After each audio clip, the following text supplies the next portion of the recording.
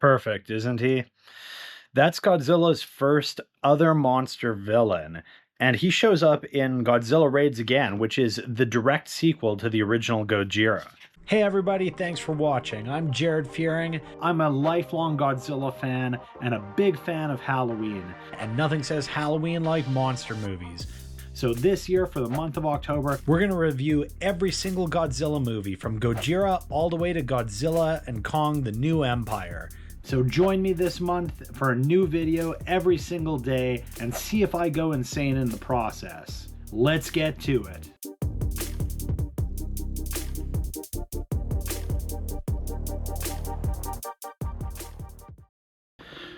From this point forward, we're going to be reviewing the American versions of the films because that's what I grew up on. So that's what I know best. And the sometimes the dubs, like the silliness of the dubs, actually adds to the film, as you'll see later on in movies like Son of Godzilla and Godzilla vs. the Sea Monster. The American version of Godzilla Raids Again actually has narration done by George Takei of Star Trek fame, and he has a very similar role in the other Toho film Rodan, where he is the narrator of that as well. And he's not actually in the movie, which is interesting, but he narrates it. And that's kind of a cool little factoid about somebody who goes on to be super famous. In Godzilla Raids Again, they try to rename Godzilla Gigantus, which is a weird, like, American import type thing. They were trying to almost make him his own Americanized monster, and in fact it was released as Gigantus the Fire Monster originally, and over time it became obvious that it was Godzilla, and the film became Godzilla Raids Again. Godzilla Raids Again features more puppet work, and I could be wrong, but I think that's it for the rest of the Showa films. After this point, I believe that all the Godzilla appearances are suitmation.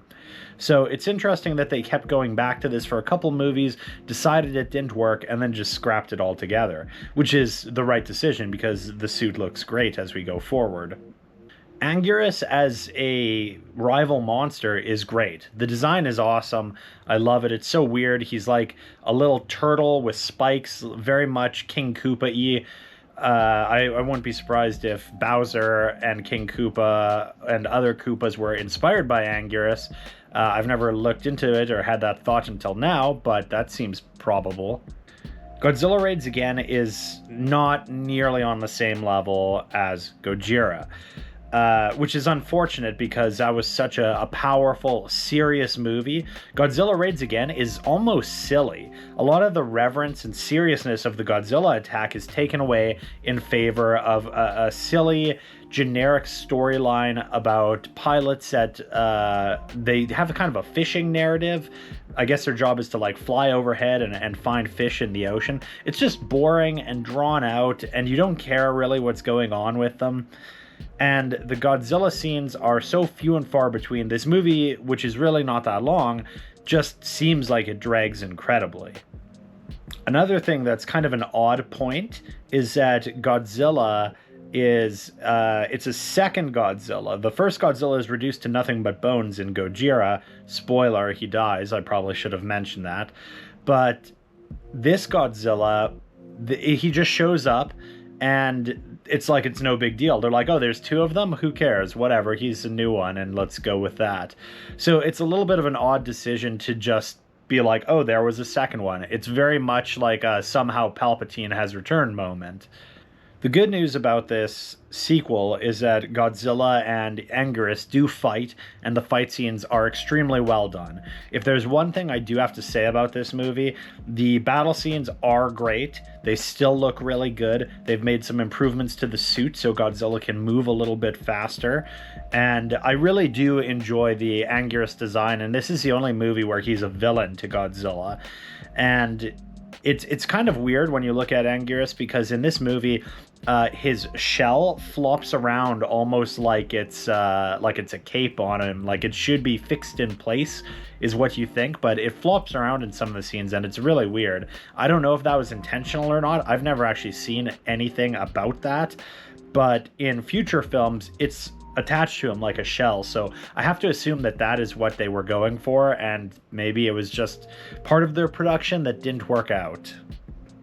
Like I said before, even when Godzilla destroys Osaka Castle, which is a major landmark, which I've been to and is beautiful, they still don't really give him that much reverence like they do in the first movie. The first movie, it's reacted to, the Godzilla attack is reacted to like a force of nature destroying Tokyo. Whereas in this movie, again, they're just kind of like, it's Godzilla, a big monster attack.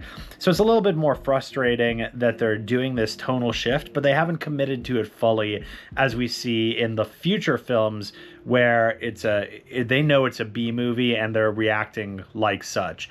This movie being a direct follow-up to such a serious project is very bizarre.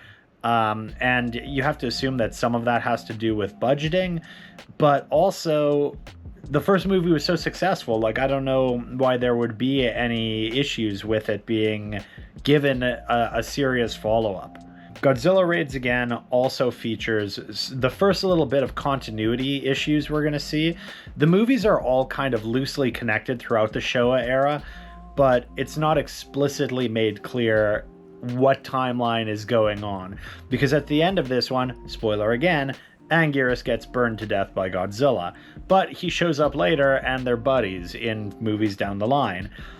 And also at the end of this film, Godzilla gets trapped in an iceberg, and then the next time we see him in King Kong vs. Godzilla, he's breaking out of an iceberg. So it's almost assuming that there is a loose continuity, but a lot of the things that they try to say in this, like Godzilla returning to Japan like a salmon, is one of the lines, that he's instinctually going back there.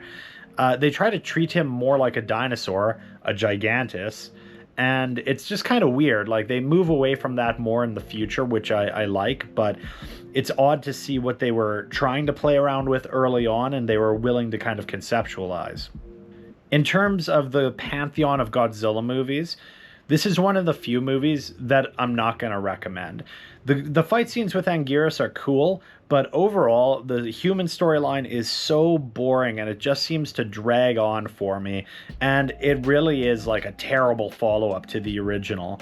So it's not going to happen that often on this countdown, but this is one that I'm actually going to recommend that you skip and you go straight to the next film in our series, King Kong vs. Godzilla. Hey everybody, remember to like, subscribe, tell me what you like or don't like about Godzilla Raids Again in the comment, and come back next time and we're going to go over King Kong vs. Godzilla, the original version from where is it written? 1962.